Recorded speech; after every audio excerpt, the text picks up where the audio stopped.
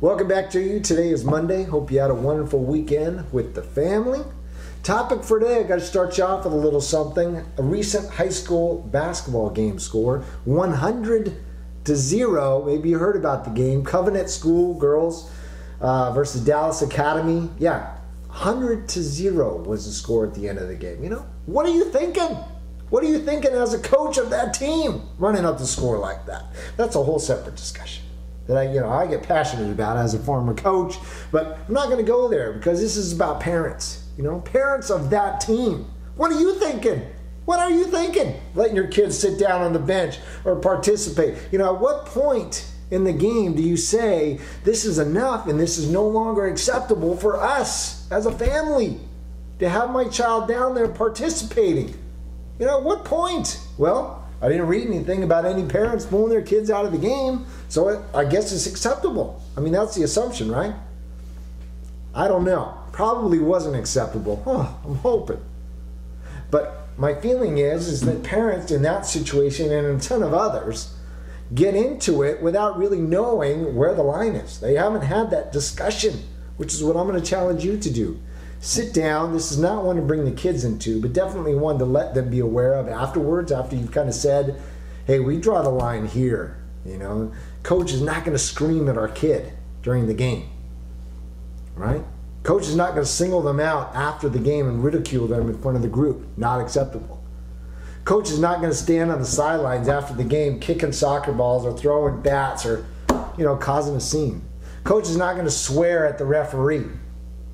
All of which that I've just mentioned, all of which have happened, continually surprise me, the number of parents who don't say a word, right? Don't want their child to be singled out, don't want the pressure of the other parent saying, ooh, what are you doing? Don't rock the boat. All the things that keep parents from saying, not okay. And again, I think it comes back to never really sat down and had the discussion about what's acceptable.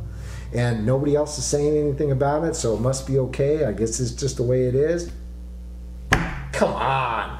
Please, sit down. Have that discussion. That way, when you see the situation that you've talked about, no longer acceptable, you see it, you recognize it right away, kid, gone.